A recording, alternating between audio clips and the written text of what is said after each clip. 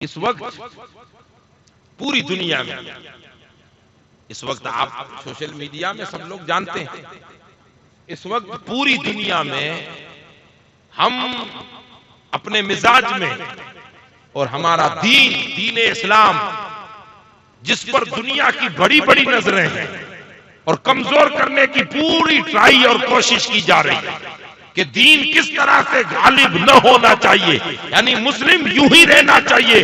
اور یہ آج نہیں، بھارت کی آزادی کو، میری طرف آپ دھیان دیجئے، وہ کام کر رہے ہیں. بھارت کی آزادی کو 70 سال پورے ہو گئے. انگریز اس ملک سے گیا، انگریزوں کا مقابلہ کرنے والے مسلمان جماعت کے علماء، مشائخ، پڑھے لکھے، جب انگریز جا رہا تھا تو بڑی بڑی یونیورسٹیاں، بڑی بڑی علم کے انسٹیٹیوٹ اس بھارت میں چھوڑتا گیا، اور مسلمانوں نے جن کو قائم کیا تھا. اب انہوں نے ایک سازش کی کہ مسلم سماج کو کمزور کرنا ہے، دین کو غالب نہیں ہونے دینا ہے، تو مسلمانوں کو انگوٹھا چھاپ بنا دو، انہیں جاہل بنا دو، دنیا سے بھی جاہل ہو جائیں، اپنے دین سے بھی جاہل ہو جائیں، آٹومیٹک کمزور ہو جائیں گے. اس وقت پوری دنیا ہمیں جاہل بنانے کے لیے تلی ہے.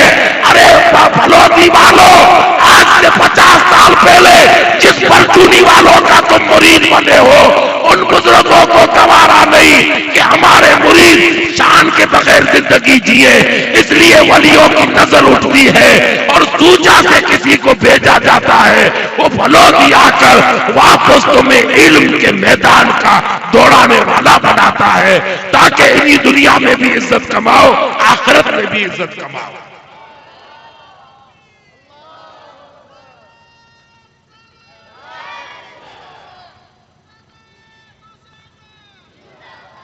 اب ہمارا کام ہے کہ ہم دین کی مدد کرنے والے بنے. ہمارا کام ہے، اتنوں سال ہم نے کھیت بنائے، کھلیان بنائے، بنگلے بنائے، محل بنائے. یہ کھیت، کھلیان، بنگلے اور عزت چاہتے ہو تو اسی فلودی پر یہ پوسٹر تمہیں نظر آ رہے ہیں. حافظ ملت کے نام کا ایک جامعہ، ایک کالج ایسی بنے کہ بن تو فلودی میں رہی ہو، لیکن پرچونی والے قبر میں بیٹھ کر اسے دیکھیں اور کہیں کہ میرے مریدوں نے وہ کام کیا ہے جو کام مدینے میں مصطفیٰ جان رحمت نے فرمایا. اب یہ آپ پر ہے کہ آپ دین کی مدد والے بنے. آپ ایک بات سمجھا دوں کہ اگر آپ لوگ یہ طے کرو نا، فلودی والوں، اہل فلودی، یہ نکی کرو کہ 1 روپیہ بھی اس دارالعلوم میں ہم نہیں دیں گے. کیا نکی کرو؟ 1 پیسہ نہیں دیں گے، تب بھی بن جائے گا. یاد رکھیے گا، تب بھی بن جائے. یہ نقشے صرف انجینئر لوگ بناتے ہیں، لیکن اصل نقشے تو لوح محفوظ پر اولیاء بنا چکے ہوتے ہیں. تب جا کر وہ نقش. آپ کو یاد ہے جامع مسجد بادشاہ نے خواب دیکھا تھا، کیسے بنی جامع مسجد؟ آپ ذرا یاد کریں کیسے بنی. یہی تو تھا کہ جو میرے ذہن میں ہے، جو میں نے خواب دیکھا ہے، بس مجھے ایسی مسجد بنانی. تو انجینئروں نے کہا بادشاہ کچھ ڈرائنگ تو دے، اب تیرے خواب کو ہم تھوڑی نہ جانتے، تیرے من میں کیسی ہو. ایک اللہ والا گھومتا ہوا آیا، اس نے کہا بادشاہ میں بتاؤں کہ تو نے کیسی مسجد دیکھی؟ نقشہ بنا کے رکھ دیا. بادشاہ نے کہا ہو یہی تو خواب میں دیکھی ہے. تو کہا اب انجینئروں ایسی بناؤ، یہ جامع مسجد دلی کی. تو کہا اب ایسی بناؤ. اس بندے اللہ والے سے پوچھا تو نے میرے خواب میں کہا دیکھا؟ کہا تو خواب دے رہا تھا، میں لوح محفوظ پر یہ نقشہ دیکھ رہا تھا. تو یہ نقشے لوح محفوظ پہ بن چکے ہیں اور یہ بن کر رہیں گے انشاءاللہ عز و جل. کہیں ہم پیچھے نہ رہ جائیں.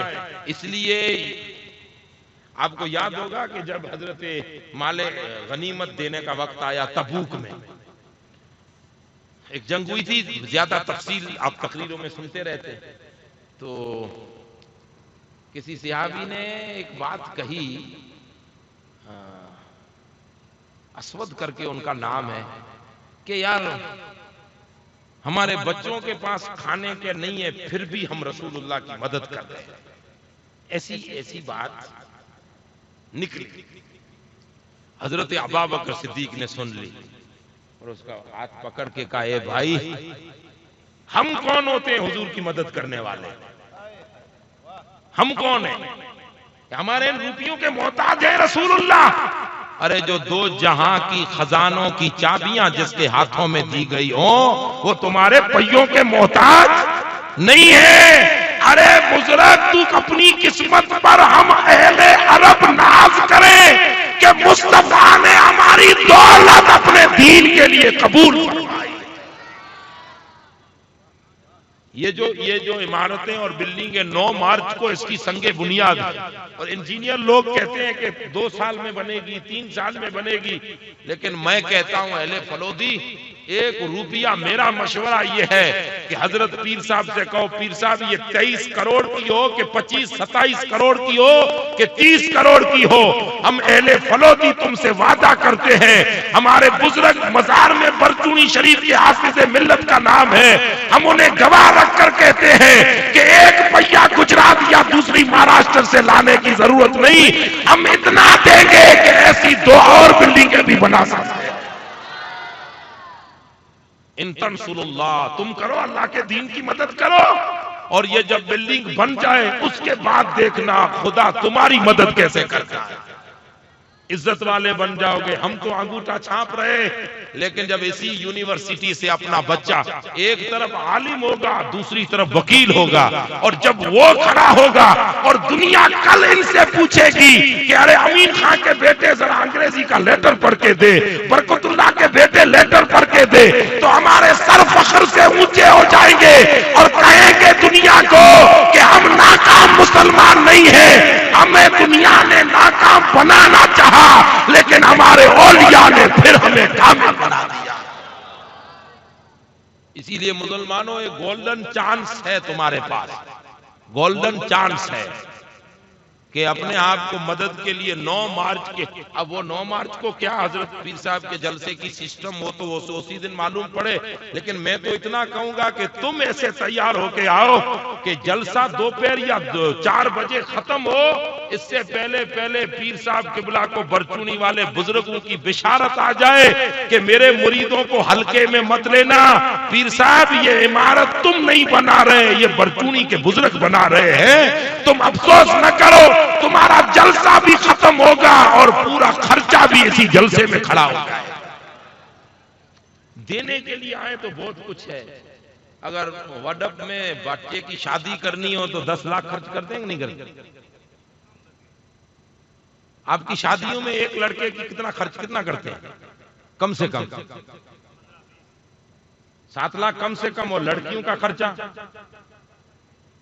تو مان لو کہ اگر 10 لاکھ روپیہ شادی میں خرچہ کرتے ہو تو ہم کہیں ایک گھر ایک آدمی تو کہیں گے کہ نہیں، جس طرح کائنات کی فاطمہ لقطۂ جگر کائنات کے رسول کی بیٹی حضرت محمد مصطفیٰ کی بیٹی کا نکاح سادگی سے ہوا، ان 3 سالوں میں ہم اپنی بیٹیوں کا سادگی سے نکاح کریں گے، اور یہ خرچ رسول اللہ کے دین کا قلعہ بنانے میں خرچ کریں گے، تاکہ یہ بچیوں کا مدرسہ بچوں کا بن جائے گا، تو اس دارالعلوم سے بچی پڑھ کے نکلے گی تو آٹومیٹکلی سیدہ فاطمہ الزہرا کا فیض اسے ضرور مل جائے گا۔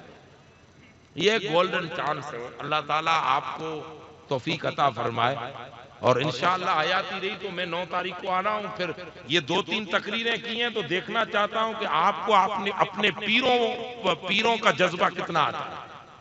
اب میں پیر صاحب بیٹھے ہیں اس لیے کہنے سے ڈرتا ہوں، ورنہ مجھے لگتا ہے کہ تم سے ہوگا کچھ نہیں، ہم بھلے چلا کے مائک پھاڑ دیں، زیادہ نہیں کہتا ہوں، ڈر لگتا ہے، بابزی بیٹھے ہوئے ہیں، لیکن مجھے لگتا ہے کہ تم سے ہوگا کچھ نہیں، میں 9 کو دیکھوں گا کہ تم کیا کر سکتے ہیں۔